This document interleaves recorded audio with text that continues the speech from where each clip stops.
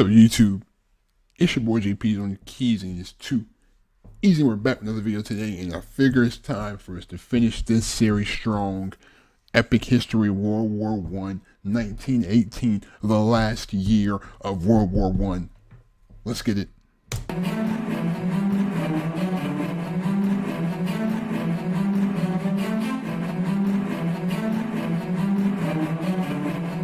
(1918). After 3.5 years of war, the Allies are in crisis. Russia has been rocked by revolution, and its new Bolshevik government has signed an armistice with the Central Powers. Thousands of German troops will be freed up to fight on the Western Front, where the carnage of trench warfare has already claimed more than 1 million lives. But Germany is also desperate. Britain's long naval blockade has led to shortages and social unrest at home, while America's entry into the war brings fresh manpower and vast resources to the Allied cause. That's crazy how, like, everyone's already depleted from the war, basically. And here comes America. Hey, yeah, it's America! With all their new freshmen. Right when they just waited until everyone was daggone near crippled. And then we join. Like, this is the ultimate, like, I feel like we kind of did that on purpose. I feel like that was purposeful, you know what I mean? Just to minimize our involvement in this whole thing. Like, we're just going to come in, we're going to swoop in, and we're going to save the day because that's what America does. Right. That's crazy. Like, we waited until all these countries were depleted and they already have lost millions of men, and then here we come with fresh men, you know. Germany faces inevitable defeat unless it can win a quick victory on the Western Front.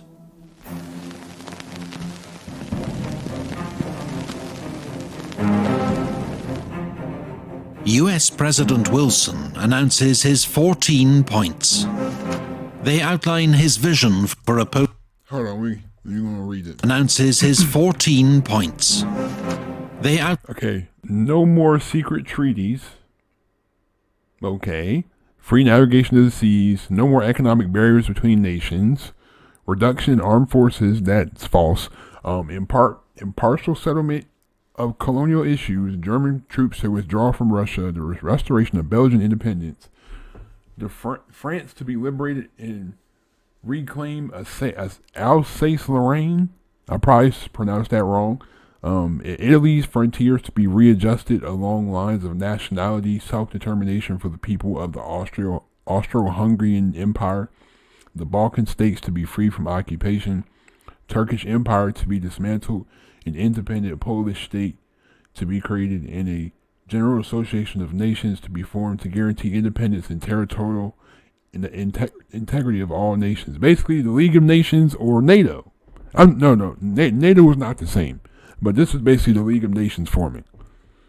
Outline his vision for a post-war world, including an end to secret treaties, a reduction in the size of armed forces, self-determination for the people of the Austro-Hungarian Empire, and an international organization to settle future disputes. But most European leaders dismiss his ideas as wishful thinking. At Brest-Litovsk, Bolshevik Russia signs a peace treaty with the Central Powers. Russia gives up vast amounts of territory in exchange for peace. 500,000 German troops can now be redeployed from the east to the Western Front, where German General Erich Ludendorff plans an all-out, last-ditch offensive to win the war. Ludendorff's spring offensive catches the Allies off guard. German stormtroopers, using new infiltration tactics, help to overwhelm the British Fifth Army, which is soon in full retreat. The German advance threatens to split the British and French armies, with disastrous consequences. So French General Ferdinand Foch is appointed Supreme Commander of Allied Forces to coordinate strategy.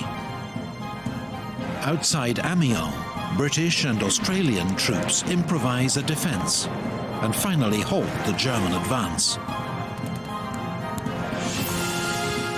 The German offensive switches to the north, targeting the Channel ports. Australia was occupied by Great Britain? It was. I didn't know Australia was occupied by Great Britain. So, because obviously you see it has the Union Jack in like the flag.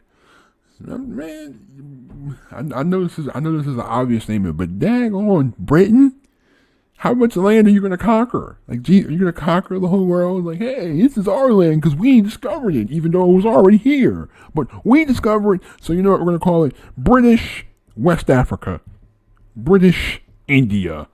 Like, that's us, even though there were already people here and they already had something established. It's us now.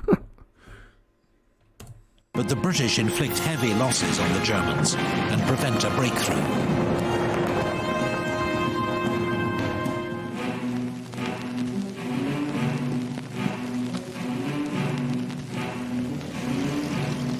Above the trenches, the First Air War continues to escalate.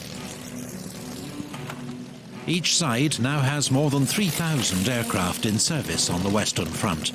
But by 1918, the Allies have won air superiority, thanks to greater resources.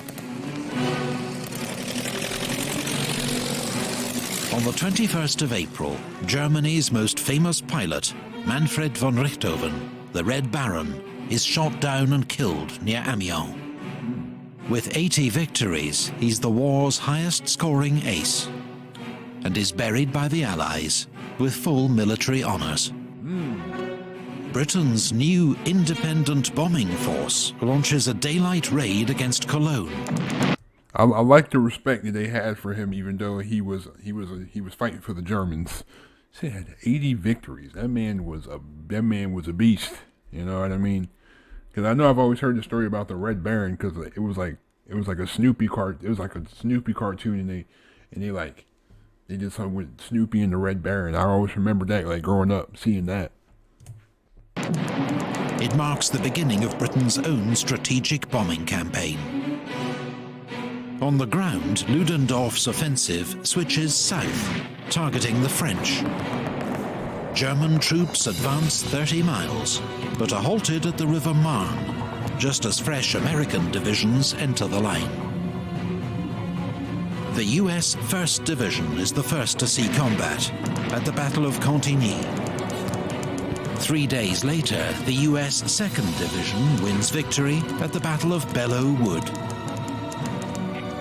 By now, there are nearly 1 million American soldiers in France, with 10,000 more arriving every day.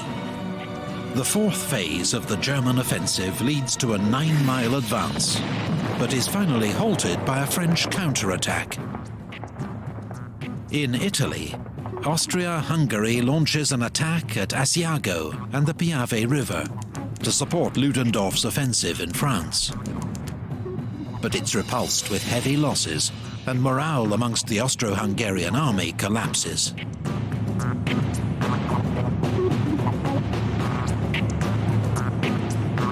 British and French troops land at Murmansk in northern Russia. It's the beginning of Allied intervention in Russia's civil war, on the side of so-called white or anti-Bolshevik forces. So Russia goes from having a world war to a civil war within its own country. Wow, I feel bad for the citizens there. Like, you literally have to go through the strain of a world war, and then you're exhausting even more resources than you already lost in the First World War for a civil war between your own people. Like, bro, like, just wow, like, it just how are you gonna go to war again when you literally had to sign an armistice to get out of World War One?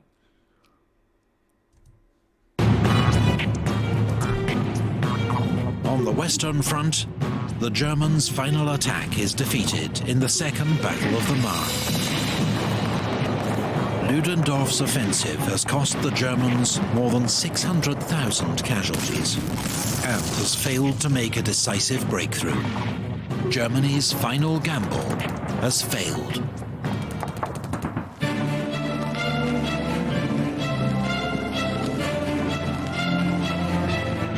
The Allies now go on the attack. At the Battle of Amiens, British, Australian, Canadian and French troops, supported by tanks and aircraft, advanced 7 miles in a single day.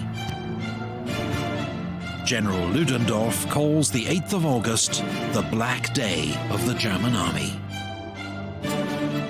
German troops are exhausted, hungry and demoralized, and begin to surrender in their thousands. The Battle of Amiens begins the Allies' 100 Days Offensive. Trench warfare is over. The Germans are in full retreat.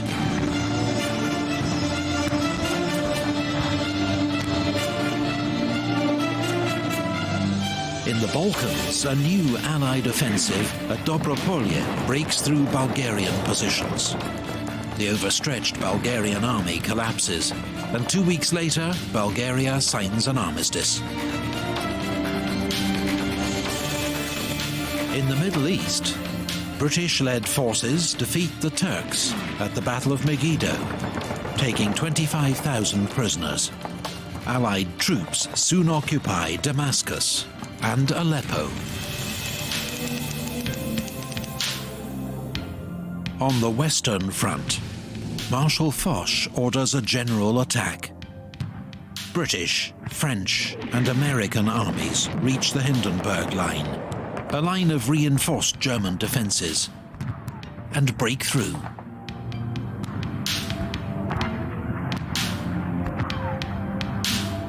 So basically, Germany is really the only one fighting for the Axis, to be honest. Germany's really the only one fighting. Like, it seemed like every war, Germany's had to fight like 3 or 4 different countries. Now you're fighting British troops, French troops, and American troops. Like, you're fighting 3 whole countries as one. You gotta understand, bro, like, so, Germany's trying, but at this point, you might want to just throw in that white towel, my guy. You know what I'm saying? Just wave the white towel, because it's not looking good for you. Because your biggest ally, Russia, bowed out. So you definitely, hey, you know. No, wait.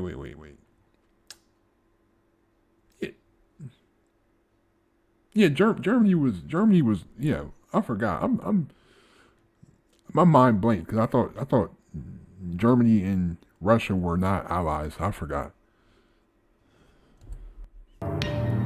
Ludendorff informs the Kaiser that the military situation is hopeless and that Germany must seek an armistice. Germany sends a request to US President Woodrow Wilson, who in return demands German withdrawal from all occupied territory and the Kaiser's abdication. On the Italian front, the Allies deliver the final blow to Austria-Hungary at the Battle of Vittorio Veneto. The Austro-Hungarian army disintegrates and 300,000 prisoners are taken. With the Central Powers facing collapse, the Ottoman Empire signs an armistice with the Allies at Mudros. 4 days later, Austria-Hungary signs an armistice with the Allies at Villa Giusti. At Kiel, the German High Seas Fleet is ordered to make a suicidal attack on the British Navy. But instead, it mutinies. I say, like, will you quit? Will you quit? Like, you have the whole world against you now. You have no allies. And you're still going to try to go and sacrifice even more men than you've already lost? Like, no. Like, I'm glad they did. Like, there's no need to fight at this point because you're already defeated. You're just gonna sacrifice even more men that didn't need to die. Like, bro, you can't at this point you can't win. Just accept the fact that you can't win and surrender You know what I'm saying? Surrender, build your economy back up. Revolution spreads through Germany. The Kaiser abdicates, and a German republic is proclaimed. On the 11th of November 1918, a German delegation signs an armistice with the Allies inside Marshal Foch's railway carriage at Compiègne. It comes into force at 11 a.m., but fighting continues until the last moment. American Private Henry Gunter is killed, charging a German machine gun at 10:59.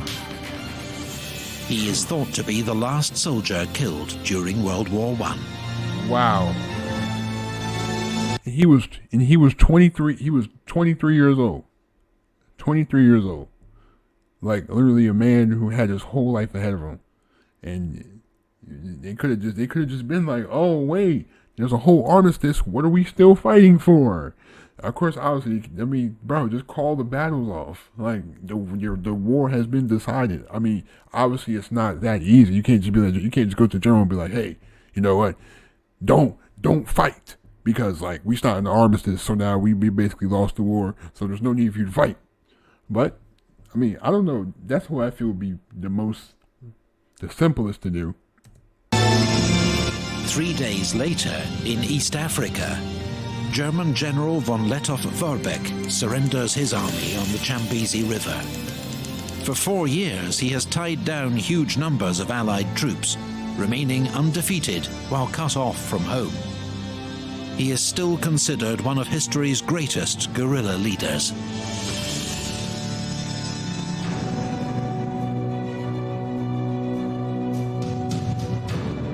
Not a peace. You're right. This is not a peace. The Paris Peace Conference opens at the Palace of Versailles, just outside the French capital. Delegates accept a proposal to create a League of Nations to settle future international disputes. The Versailles Treaty, signed in June, imposes harsh terms on Germany. Its military is restricted in size. It must pay war reparations to the Allies. It loses territory to its neighbors. Oh, speaking of reparations, do you feel this is just a question? This is like a debate question. You know what I'm saying? Do you feel as if like let's say like do you feel as if Africans like African Americans should get reparations for slavery?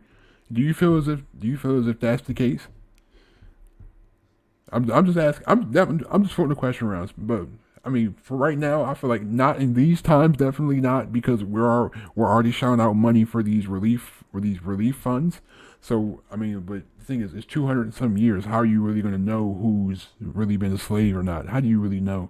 And like you have to go through so many records, and because there's millions and millions of slaves that were not accounted for because they were not considered property. I'm just like, but just. Do you really think that reparations are sensible at this time? You know what I'm saying? I mean, despite all the coronavirus stuff, but just if everything was normal, do you still think that would be sensible? And its colonies are seized by the victors. Germany must also accept responsibility for the war in a war guilt clause, a source of lasting resentment in Germany. Of course.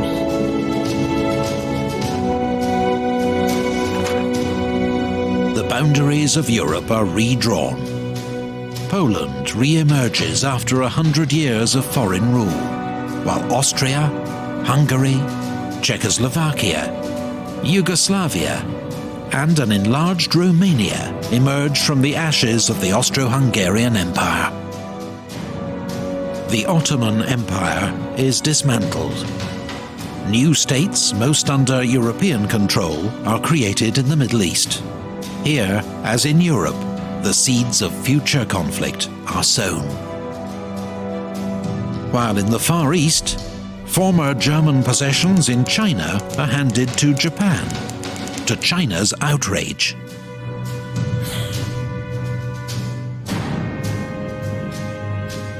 World War I claimed the lives of 9.5 million soldiers.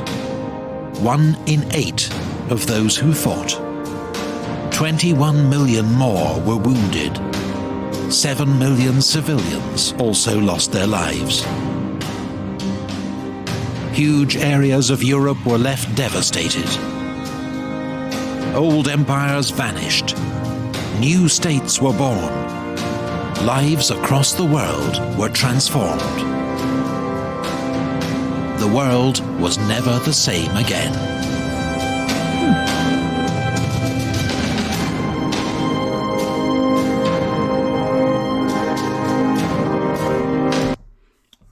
Definitely. Then 20 years later would be another one. You know what I'm saying? But the world's best, like, it's another catastrophic event. Like, for this right here, the world definitely won't be the same after this. But anyway, you know what I'm saying? I just wanted to bring up a question. I just wanted to bring up a debate with that reparations question. Like, definitely debate. The comment section is always open. I read all the comments. Just because I don't respond doesn't mean I don't read. I read all the comments. I love hearing hearing your input on what's been going on, and definitely I appreciate all the support. But anyway, thank you again for watching. Have a great day. Stay on the grind. Please be safe. Please be safe. You know what I'm saying? Proper hand washing techniques, everything. Have a great day. Stay on the grind. I'm out. Peace.